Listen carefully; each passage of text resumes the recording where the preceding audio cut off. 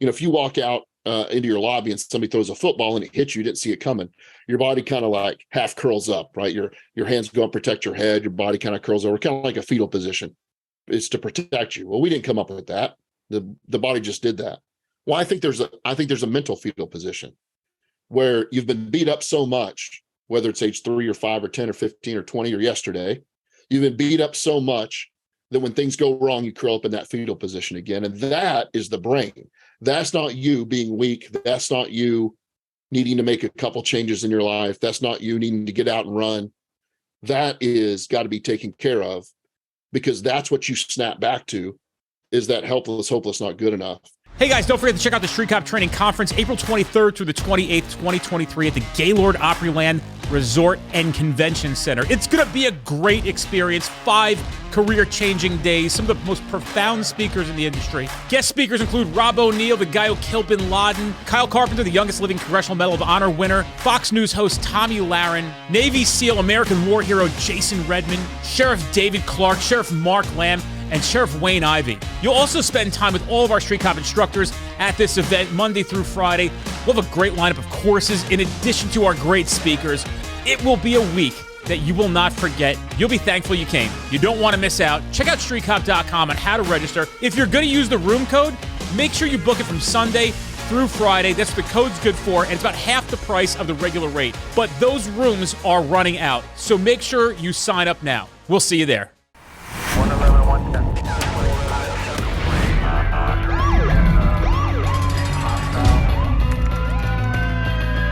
You training to be a street cop?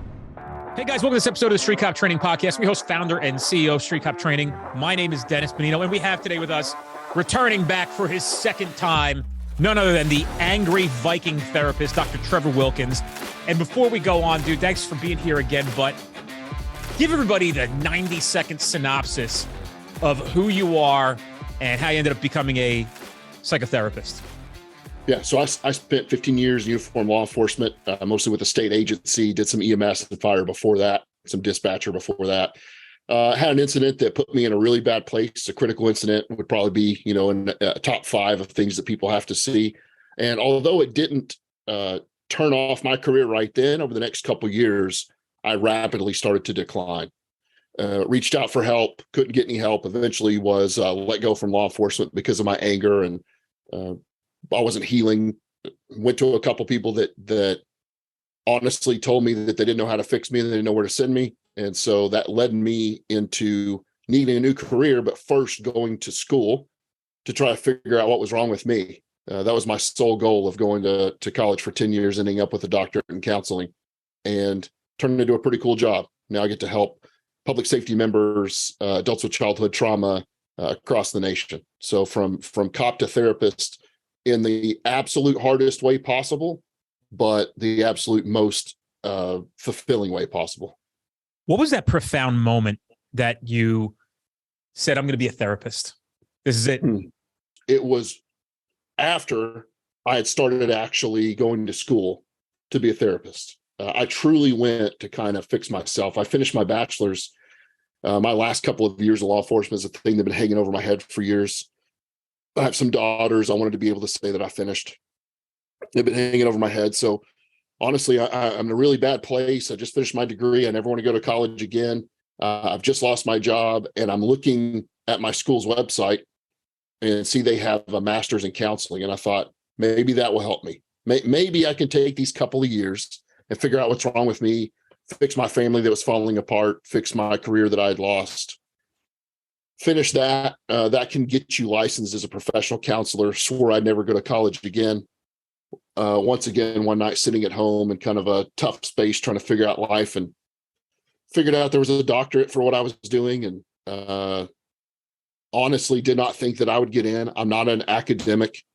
I don't call myself educated, despite the formal education. I know I've got that title, but I'm not a college guy. I definitely did not fit in that world, but I decided to give it a shot. I got in, ended up doing a dissertation specifically about public safety, mental health, and the stress that we deal with, the ongoing chronic stress, and how that changes things. And decided that if there was a profound moment, it was around then that I decided every time that I talked to somebody that had been in my position, and it turned out there was a lot because I felt very alone at first. Turned out there was a lot. They got something from it and said thanks. And that turned into kind of the fulfilling way to deal with the lack of law enforcement fulfillment that I had. So if there may not have been a moment, it was that series of events.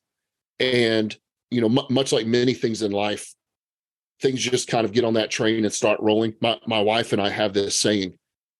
I had a buddy that I knew in North Carolina. Is kind of a famous Green Beret on Instagram, and former Green Beret. He's got kind of a big following, and he and his staff called me or sent me a message one day and called me and pretty much asked if I'd come down and talk to them, and then would I be on their podcast.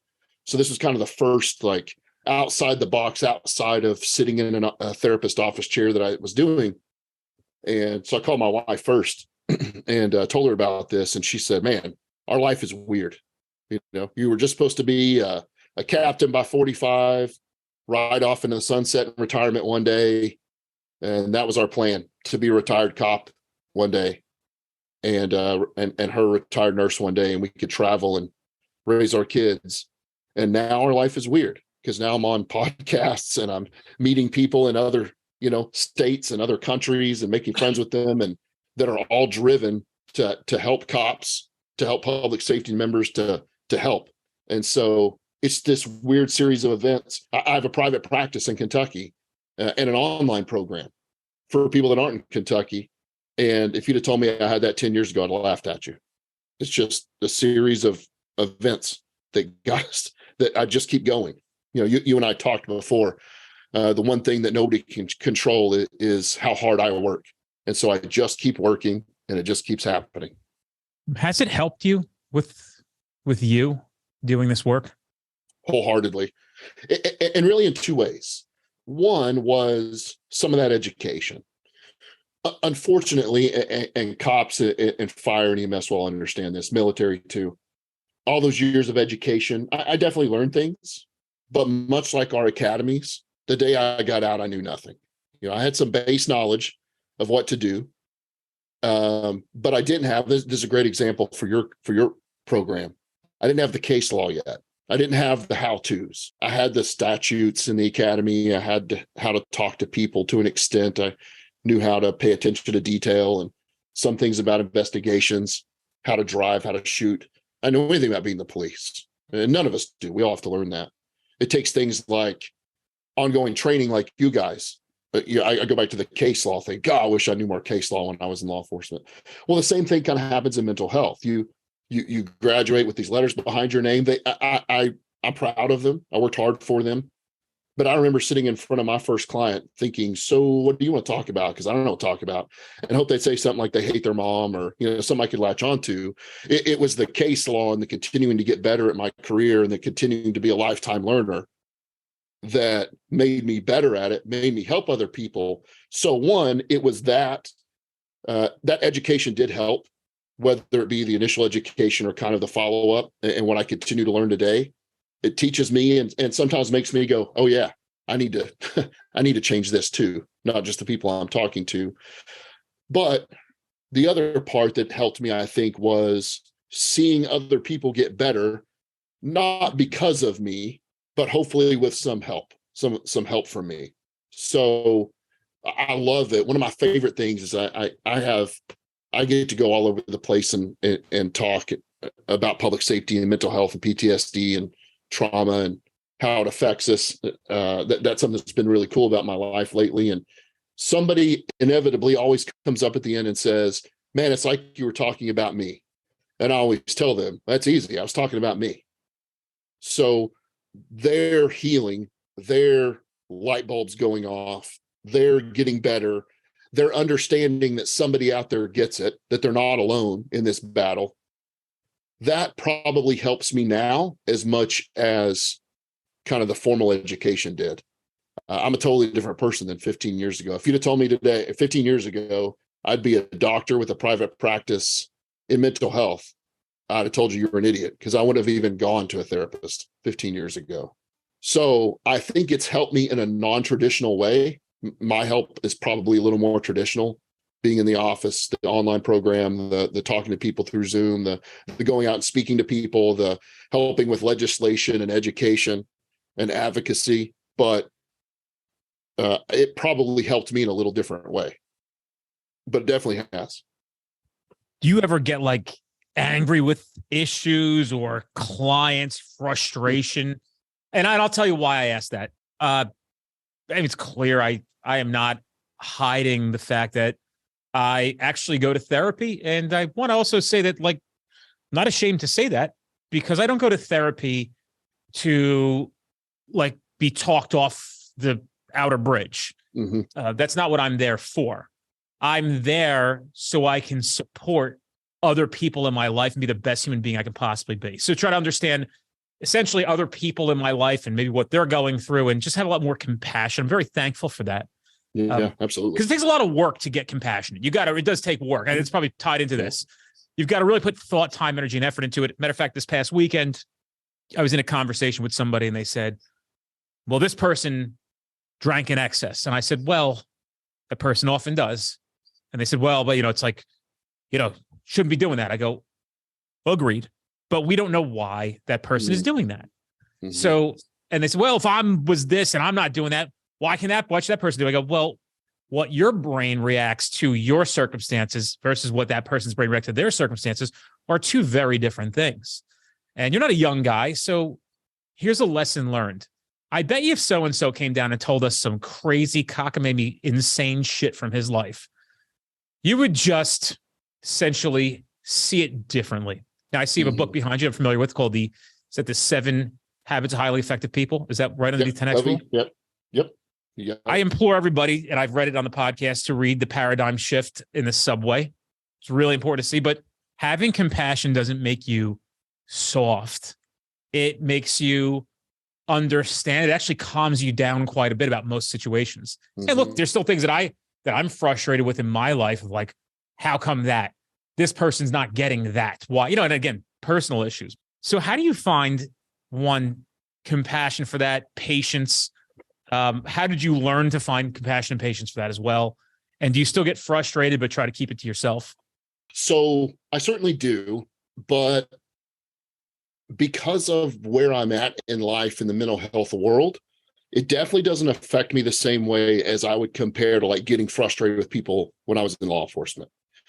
Getting frustrated with people on the side of the road. Now I'm fully aware that side of the road is a bit more life and death at times, because I've been there and I can say that, opposed to my office or sitting on Zoom or talking to people in the moment. But outside of that moment, it's still pretty life or death.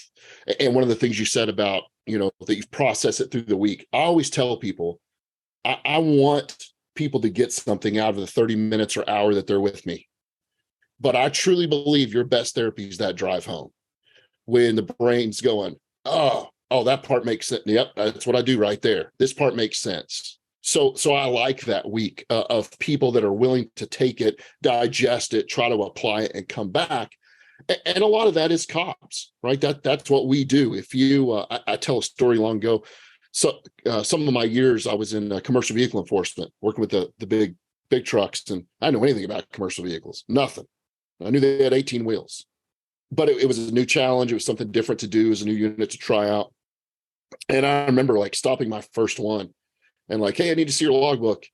And he's like, oh, if you're under 500 air miles, you don't have to have a logbook. I'm like, oh, yeah, that makes sense. Okay, yeah, sure. 500 is not very long. And I just finished what I was doing, went on about my way. And I go home and I read the federal statutes that night. And I'm like, man, that SOB got one over on me. Like that's not even remotely true. So the next guy I got out with that tried something like that, it didn't go so well, right? So I think that's what cops do. I think we continuously learn, or the good ones continuously learn, keep ourselves safe, how to be more effective, how to talk to people differently, how to deal with the system, how to deal with ourselves, how to deal with our mental health. So the ones that I see excel really well are the ones that are willing to kind of do that work, like she said about you. But yeah, there are absolutely times where maybe I'll see somebody weekly or every other week and nothing's changing. And nothing's changing because they're not doing anything. And I actually had a discussion about this earlier today with somebody. I love the Goggins and the Jockos and the Brian Roses and the guys that are, hey man, you're letting yourself down. You need to get off the couch and do this. And you know that an hour that you just spent doing nothing, you could have done this or gotten yourself more physically fit, and that's all very important. And there's the first point of that people do need to do that. If we're being honest with ourselves, we're not all of us are trying hard enough and keeping our character and keeping what we said we would be. To me, character's what you told other people you would be. So if you're blowing character every day, you're beating yourself up too. So if you're just continuously blowing character, whether that's something that you should be doing, whether that's something you shouldn't be doing, that's when you just still drive home with the same mentality after therapy or after trying to get better, because you've blown it again, as opposed to that constant drive. So yes, there are definitely people that work really hard at getting better. There are definitely people that don't work very hard at it and kind of stay in the same place. Now I'll add one group to that I'm cognizant of, and I try to be careful with, because again, this is where I was going with the Jockos and the Goggins and I love that stuff. But there is a group that when that's all that they've learned to make themselves better in mental health, they'll start degrading themselves too far in the end. And, we've talked, I'm not the therapist that says, oh man, you're okay. And look what you've done in your life and it's all going to be okay. And it's all positive and just keep talking to yourself badly. No, I want to get some work done with you. We got to change your mentality. But if you're in this place of life where that derogatory talk is doing nothing but pushing you down further, we need to do a little more examination. And those aren't the people that I necessarily get so frustrated with. And what that leads into is the understanding that with that group, today's dysfunctional emotions, so anger, anxiety, depression, and guilt, are created by earlier life events that left us feeling helpless, hopeless, and not good enough. Now, those aren't terms that we as cops like to use. I would barely, if ever, say I was helpless, hopeless, or not good enough. But if we have previous life events, age 2, 5, 10, 12, 15, or yesterday, that left us feeling helpless, hopeless, not good enough, and we're stuck in this emergency mode, what I call the mental health fetal position, then that derogatory self-talk or that just taking steps to get better may not be enough. That's where real mental health help comes in. That's where the big trauma professionals, those of us that specialize in trauma, really come in, because we've got to get that mentality out of it. And the reason I call it the mental health fetal position, to kind of finish answering that question, is, if you walk out into your lobby and somebody throws a football and it hits you, didn't see it coming, your body kind of like half curls up, right? Your hands go up, protect your head, your body kind of curls over, kind of like a fetal position. It's to protect you. Well, we didn't come up with that. The body just did that. Well, I think there's a mental fetal position where you've been beat up so much, whether it's age 3 or 5 or 10 or 15 or 20 or yesterday, you've been beat up so much that when things go wrong, you curl up in that fetal position again. And that is the brain.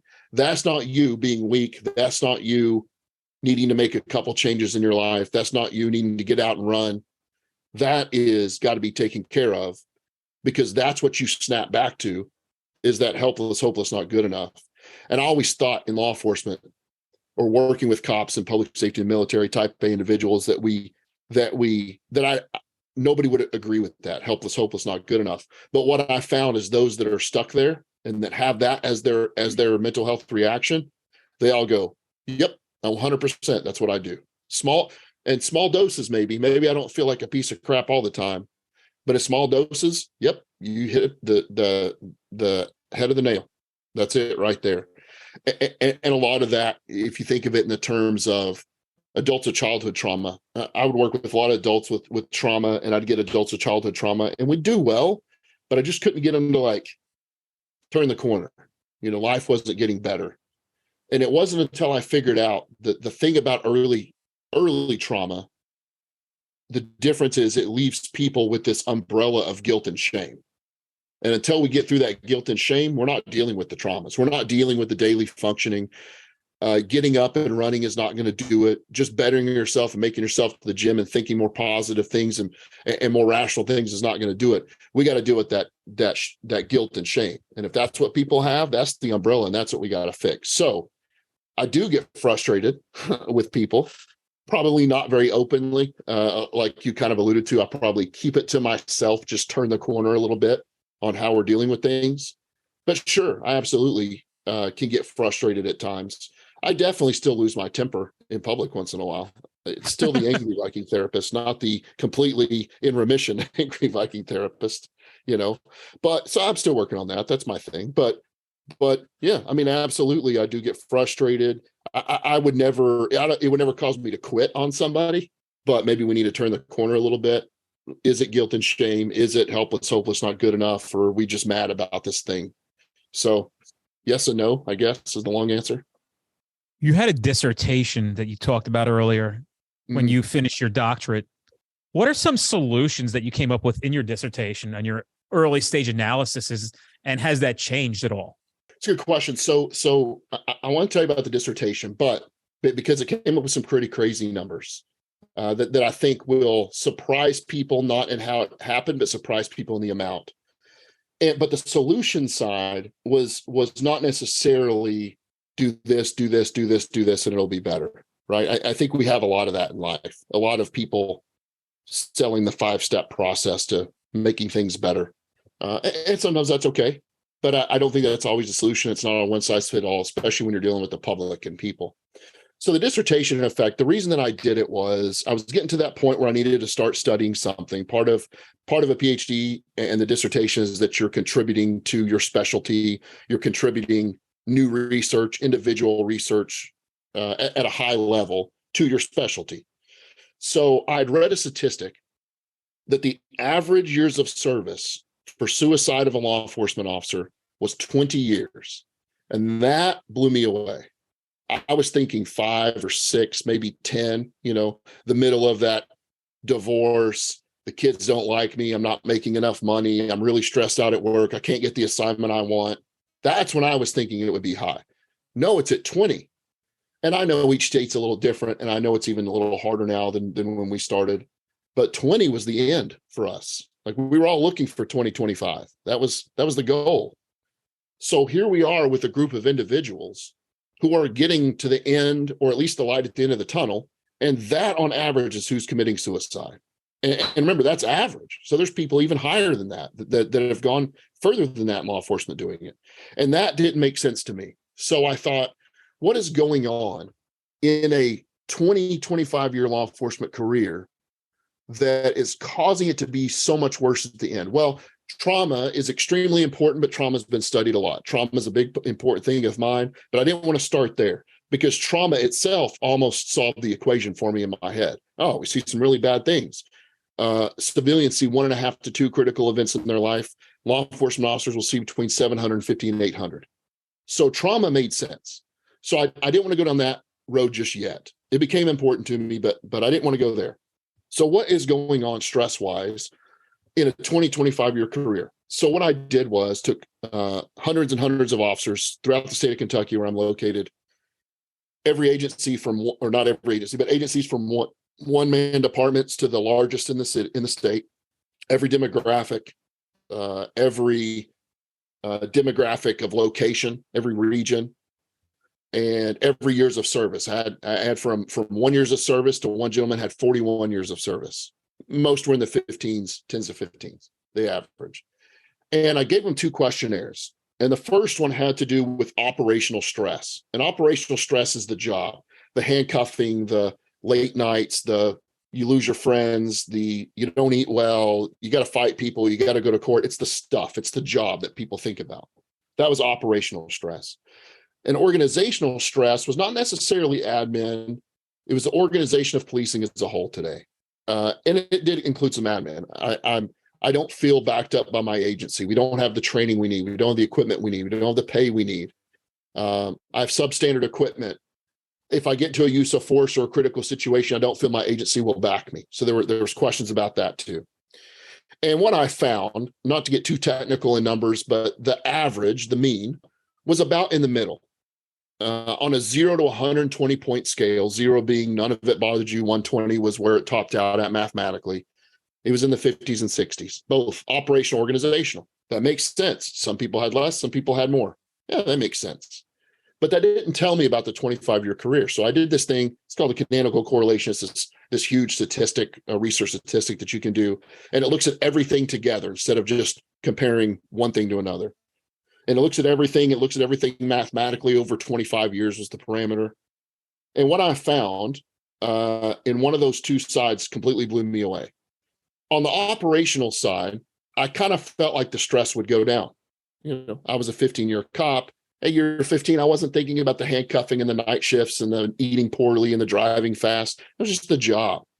So keep in mind that 0 to 120 point scale, with 120 being the highest. What I found was over a 25 career, the average of operational stress went down about 25, 27 points. Yep, makes sense to me.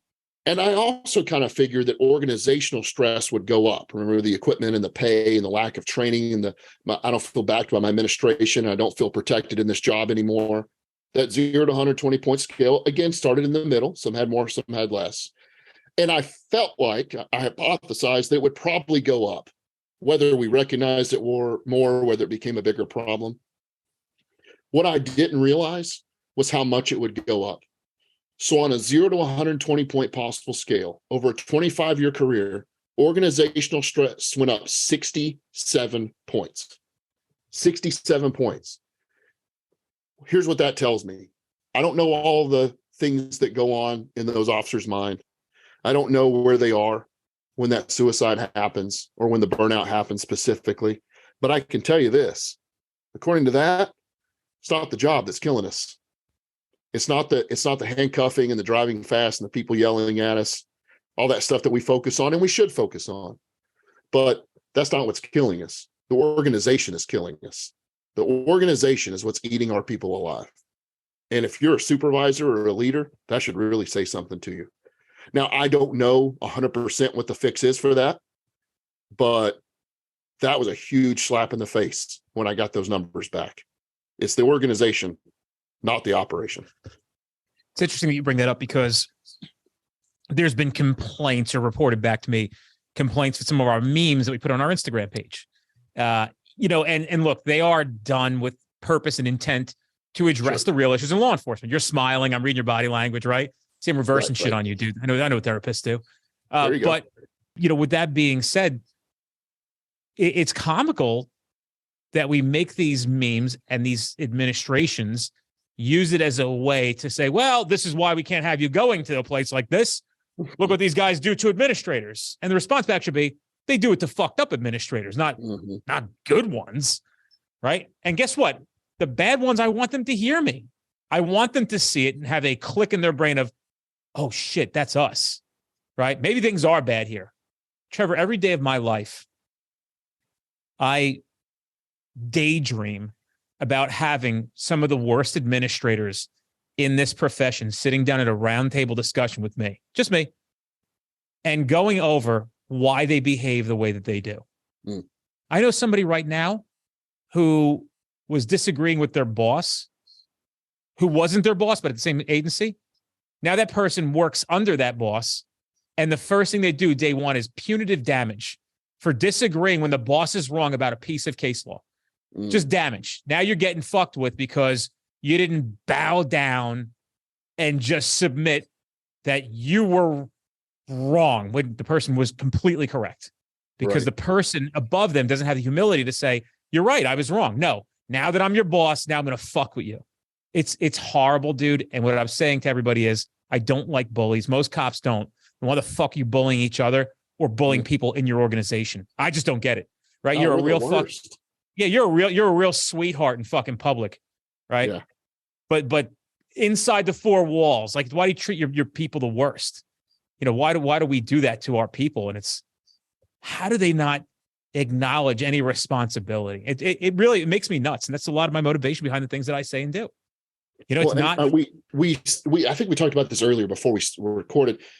I think one of the major problems in law enforcement, if not the major problem, is administrators that are not willing to let the public be uncomfortable. Now, I understand I've never been a chief, not going to pretend I've ever been one. I'm a business owner, so I got to play some of that, two-side public versus in-house. But I've never been a chief, but, chiefs or sheriffs or colonels or whatever that are unwilling to say, folks, I know you don't like it. This is the way we need to do it. This is the why we did it. And this is what you hired us to do. And sometimes it's going to be uncomfortable. We're not talking about immoral and ethical things or, unprofessional things, but man, how many cops I talk to every day that just feel so let down by their administration. And I think part of it is we set it up ourselves a little bit to fail. One, like you said, you're not promoted on leadership in most places, small agency, maybe, where they can kind of pick and know who you are. But most agencies, that I've talked to, you can test to a certain rank, lieutenant or captain, kind of, lower administrative rank. And then everything after that, a lot is appointed. And I realize there's some good behind that. But, a lot of agencies leave you at that administrative pay, lieutenant or captain or whatever you've amassed. And then they add like $30,000 a year for the next rank, major, and they had $30,000 a year for like assistant chiefs. Now, there's a lot of good majors and assistant chief, high level administration out there. But at any moment, they could be kicked back to lieutenant or captain. And now there's a lot of lieutenants or a lot of maybe majors and assistant chiefs, lieutenant colonels, or wherever they're at, that are willing to say, keep your stupid money, I'll go back. I'm going to stand up for the right thing. But they're pretty few and far between. And so you're kind of on permanent probation when you're at that level.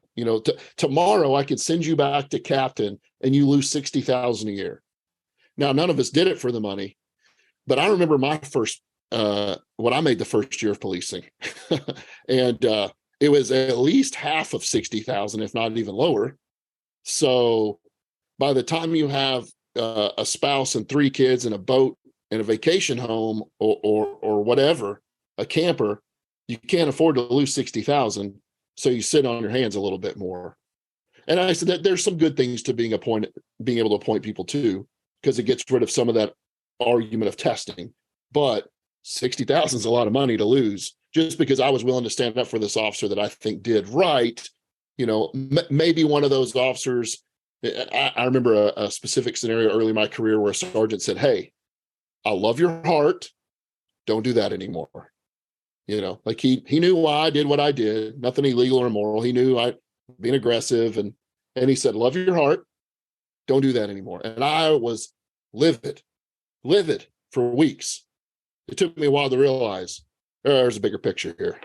I get it. There's a little bit bigger picture here. I was wrong. So we set ourselves up for failure. That's one way. There's probably plenty others. But then clearly, I'm a quantitative guy. I like numbers. I like evidence. I like case law. I like examples. I like seeing people do what they say they do and how it worked out. One of my favorite things about teaching public safety, about mental health, is the reason I did the dissertation is because we're all evidence-based people. None of us want to go to court and say, "I think that guy did it." All right. We're all going to court saying, "I saw him do it. The evidence says he did it. He's on camera. I've eliminated all other suspects." Right. I'm not going to court with maybe. But maybe we make some maybe decisions out there in the public safety employment realm. And I wanted to be able to say when I go talk to people, "Hey, here's how I know we have a problem. We have a problem. I know we have a problem because I've been in it. Let me show you the numbers of why we've had a problem." But there's so many decisions made out there now at that level without that, so whether it's because of that chronic stress, maybe added with trauma, I'm sure there's pieces of it. But that's what's going on. I wanted evidence. I wanted to be able to say, "Actually, sir, 67 points higher is how much, for this large group of people." How do we get people to acknowledge that this is the rub here, right? To acknowledge that you're contributing to high rates of suicide. Do you even care? Why don't you? Like, where does that come from? Why don't you care? I was thinking about that on the way in, right? I was thinking about some of the things that have been said to me when I put my heart, soul, and everything into it. They knew it. They knew I was the guy that cared about it more than anybody. and to literally, I don't just say the things that were said to me at times. It was just purely heartbreaking. I saw a TikTok. There's that heavyset black dude who's like a gospel speaker. I've seen a lot of his TikToks coming out. He's really good. He's really good. I don't know who he is. I gotta look into it more. Real good dude, real good speaker. And he talked about take somebody who's got an artistic mind. It doesn't matter where you put them, they're going to find their way out. Mm-hmm. You can only control somebody who has that kind of brain, that kind of desire for so long. And he said something like, you put them in a pit, they'll crawl out. You put them in a cage, they'll find the key. And there's a complete deficit in this profession on so many levels. And the only suggestion or the only solution that I see is, one, there could be a little bit of convincing to the old guard, but not much. What I'm trying to do is use the attention here to speak to the souls of the future leaders and look on it 10, 15 years from now and say, we actually had some impact. We actually changed some stuff. These guys and girls recognize as they progress through the ranks what was important. May not have been easy, right? Not easy to do the right thing. It's not easy to stand up for people. It takes courage. Believe me, this kind of shit takes courage. But you got to get peaceful with your courage. You got to get real calm with it. You got to get comfortable with the what if the courage doesn't work, and sometimes won't. You have to think ahead in life. What's your reputation going to be? Can't understand the mindset of somebody who is comfortable with having a bad reputation. Like consciously knows that they're a well-known piece of shit. I don't know if one day, maybe a profound visit from the Lord who will explain to me how that happens. How does somebody comfortable with being a scumbag? I just don't understand that at all. And I don't mean that in a sense of like, we get it, society has fucked up people. I'm talking about somebody who puts a uniform on, takes an oath, is a law enforcement officer, and then internally is just a straight up piece of shit. How is that possible? You're supposed to be the leading example for society on who we are supposed to be as human beings. When cops are literally who we are supposed to be as human beings. They're the best humans I've ever met in my life. And, it's so comforting and such a relief to see so many great supervisors out there at times. We know them. We're friends with them. And we're thankful. But there's not many of them. I hate to admit that it's not a split 50-50. No. It's probably more of an 80-20, to be honest with you. And I might be giving a little leniency on that as well. But we can change that. Like, I know we can. And I've made these suggestions. At the academy level, I think you all should be watching leadership videos. We had to watch videos when I was in my third academy during the lunch breaks. And, it was so stupid. Some of them were just it was like, one was National Geographic and seeing different perspectives of a butterfly. Like weird shit like that, right? But like, we're in the YouTube era now.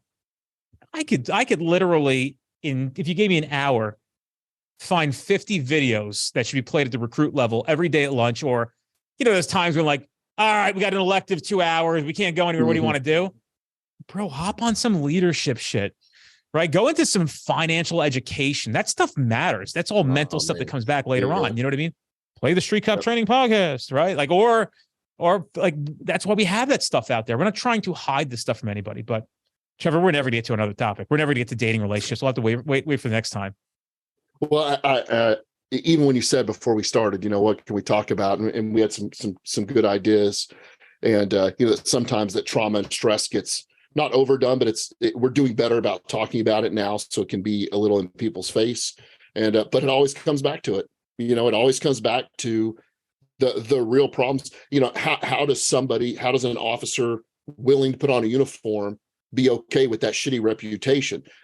There's a couple mental health things come to mind, but the biggest one is this chronic beatdown, over a 20-year career. Now, there are some people that maybe should have gotten in the profession in the first place, whether that's because of a past stuff they're dealing with, whether that's because they got in it for the wrong reasons, just off the cuff. But that chronic beatdown too is a really easy way to go from really good cop to worst employee ever. Trauma is another one of those. And again, none of these, and I know you think this way, none of these are allowed to be excuses. You still got to change it. But where does it possibly come from?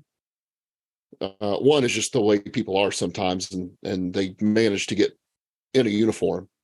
And some of it is that chronic, that's when I go and speak, that's how I describe kind of my journey of those last about 5 years of law enforcement. I went from, a guy with multiple awards for bravery in the line of duty to the absolute worst employee you could ever work for. I was horrible. I was getting written up all the time. I ended up in all the way from the lieutenant's to the major's office, all the time. And I made fun of those guys who were turds. But well, here's another way. People ask me all the time, like, hey, what fond memories do you have of law enforcement? Like, what do you think about over your career? And I think, man, here's the kind of sad part. What I remember the most when I think of law enforcement is the last 4 years sitting in the median, pissed off at the world. That's what I remember a cop was my last 4 years. I was pissed off at everybody. Everybody was against me. I was angry at everything. And I went from that guy who made fun of people sitting in the median to being the guy sitting in the median. And I'm a type A guy. I like to work. I'm a 100-hour-a-week guy. You're a business owner, we work all the time. I saw a great video the other day. It said, I was tired of working 9 to 5, so I started a business. Now I work 24/7. I'm like, oh, I feel that. I work all the time. And that's okay. I'm willing to. But I went from the 100-hour-a-week guy to sitting in the meeting pissed off. Maybe not a turd. I'd still take my calls and do what needed to be done. But it was the chronicness of the beatdown over the years. And I was pre-2020. Like that's even more of a beatdown. Not an excuse still. We still got to do what we said we do. But gosh, that chronic beatdown can really get on top of you. It's interesting that you talk about this, and this is why I encourage people to seek greener pastures. And then you'll see our Instagram stories. I know you follow us. And you'll see that I post the messages back from those memes that say like, hey, come on over and we'll appreciate you. Leave the shitty place. Yeah. Over and over again. The reason I say that is because it's true. And I know it's true, not because I'm just guessing, because the feedback we receive over and over again and in person all the time, probably more than anything is, hey, man, I was fucking miserable, right? And I was scared to leave, but I left, and it's the best thing that ever happened to me. My marriage improved. My health's improved. They treat me like a human being. Things are great. I have such a great career ahead. I'm really enjoying my life. Folks, you can't hang your hat of misery or happiness on a variable of $2 or $3 an hour. You just can't. You got to follow that fear. You have to dig deep and say, am I willing to stay here at this place and continue to suffer? Or can I suffer just momentarily to not suffer anymore? Mm-hmm. It's like no more than anything different than chronic illness and maybe a surgery that'll fix it. Oh, the surgery is going to suck for 2 or 3 weeks. You're going to really have some heavy recovery, but we think overall you're going to feel a lot better. Right? And people are like, I'll just sit here and be in fucking chronic pain. Yeah, for me, and I get why that is. What I'm saying to people who are listening to this is, I don't care what profession you're in. We know there are non-cops listening to this. Why would you stay if you're valuable enough to be appreciated by somebody else? Yeah. And appreciate yourself, man. Right? Like, stop telling yourself this fucking story. I've heard it all. Oh, I'm not going to that place. They don't have outer vest carriers. They have a better schedule. They're like, they treat their people better. They have better equipment.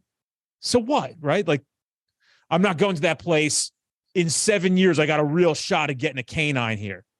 Yeah, but you guys get suspended all the time. They're fucking destroying you guys, right?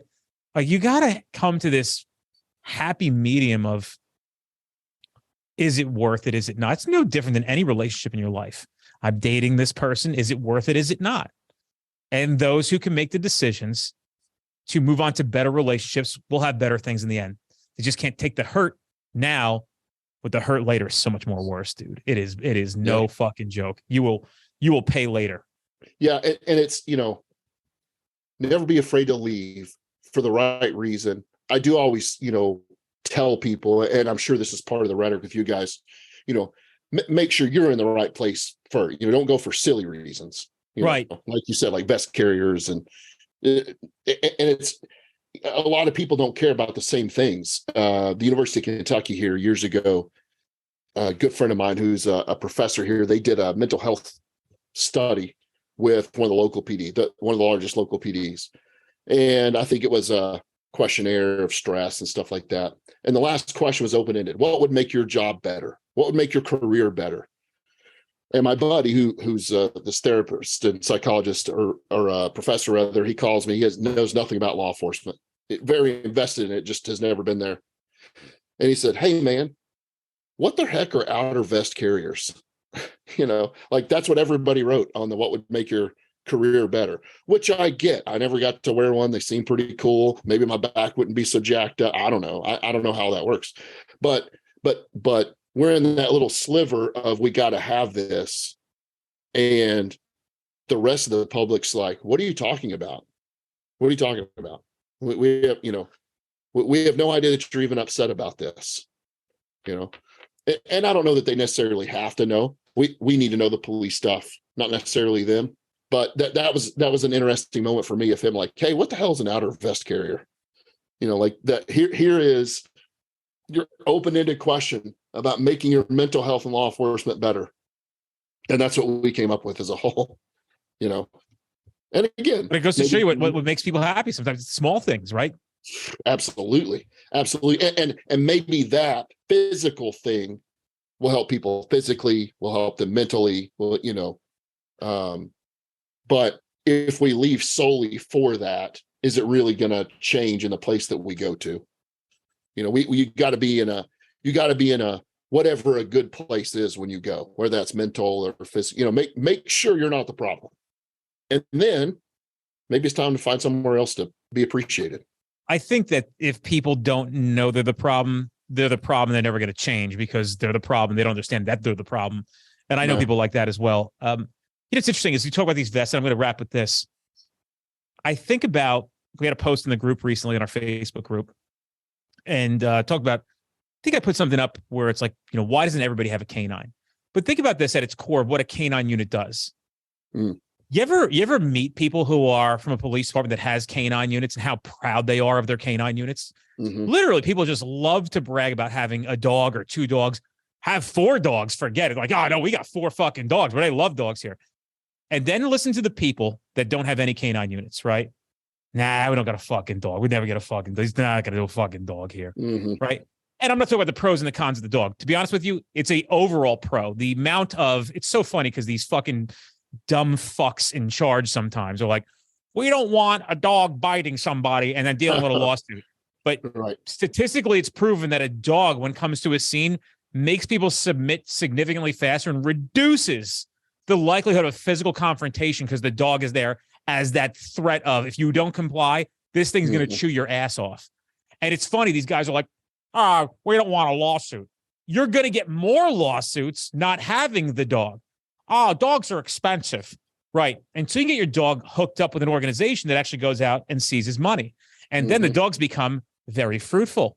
I know organizations that have canine units that bring in $400,000, $600,000, $700,000 a year in seized money back because some other organization that takes down big organizations like DEA or something like that will need a canine to come. They don't have dogs, the DEA. They use local dogs. Once they link up with a guy or a girl, a couple they like, they bring you along. These guys hit millions of dollars all the time. Sure. And now this dog's bringing in 10, 20% of that. I always think about Robert Kiyosaki. You know who that is? He wrote a book called Rich Dad, Poor Dad. Oh, yeah. I didn't know the name, but I know the book. Yeah. One of his books, he talked about the importance of a businessman being the president of the United States. And I'm not talking, and this is before Trump was elected, but I understand what he means by that. You just can't make anybody, especially somebody who's not good at business, to be in charge of the world's biggest business. You can't do that. And that's what happens in law enforcement. You've got people who just aren't good at business. If you're good at business, you should run an organization. But if you're not, and you're really bad at business, this is where the problems lie. Because I can prove to you all these things to be true and disprove a lot of your myths or your concerns. Oh, I heard from this guy that the dog's a nightmare. Well, that's his perspective of it. But when I talk to the other guy who has 4 or 5 or 6, 7 dogs, and they're the best things that they have. Yeah. So it's wild, man. You start understanding the concepts. And you don't get these guys in the group who will put up, my agency doesn't want a dog. I want to pitch to them. Anybody have any good pitches? Literally the pitch is, it's not going to work. Your chief either wants a dog or he doesn't want a dog, or she doesn't want a dog. That's just the way it's going to be. They are sometimes, yeah, put it together on paper just to appease you, just to entertain you a little bit. But the people that are making these decisions, most of the time, or a lot of the time, aren't qualified to make the good decisions. And fortunately enough, sometimes they've actually submitted that they aren't, and leave it to the rank and file to make the decisions on their behalf. And that's good leadership, man.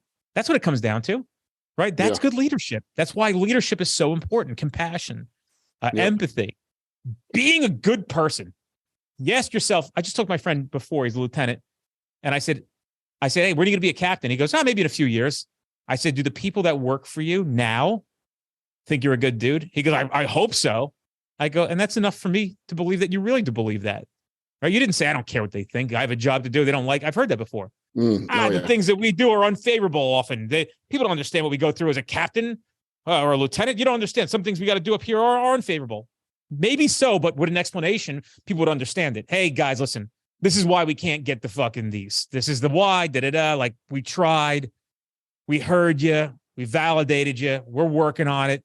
Is very different than like, we're not doing it, okay? Just is what it is. Yeah. I know what you guys want, we're just not doing it. I don't give a fuck. Two different forms of leadership. You have people are misinterpreting the message here, and I don't want that to happen anymore. Try to understand what we're trying to say.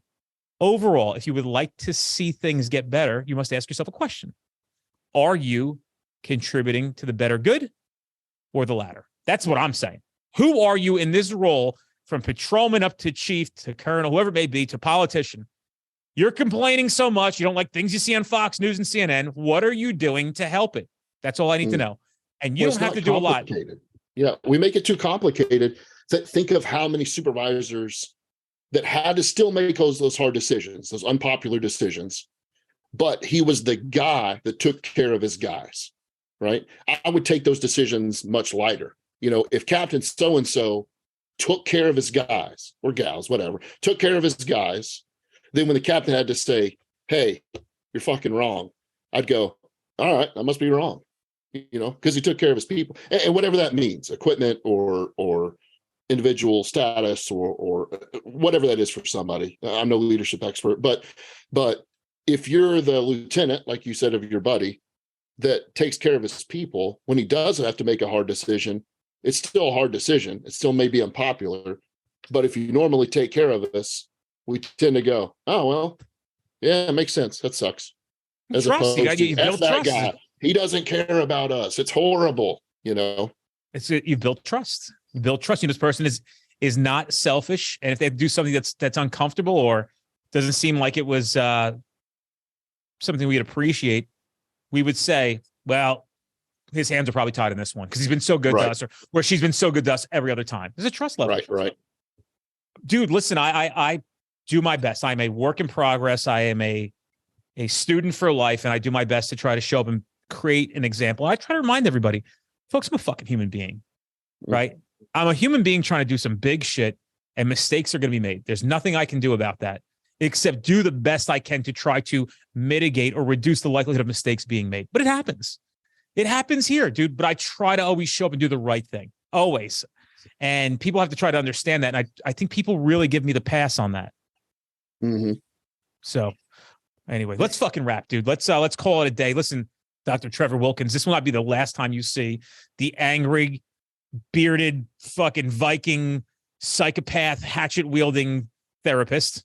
I don't get better than that. Yeah, weightlifting, ginormous human being with traps that look like the Rocky fucking Mountains. But listen, dude, it's always a pleasure, man. I'm glad you came on again, and I'm glad that we have a friendship, and I always enjoy hearing from you, honestly. Agreed. Same here. All right, man. Without further ado, we are out. Peace.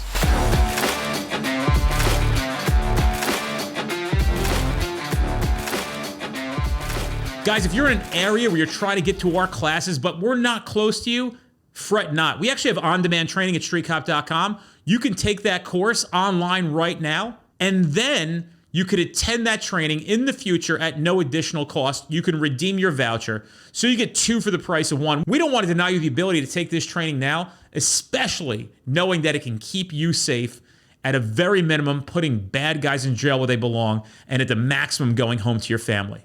Check out streetcop.com for that offer.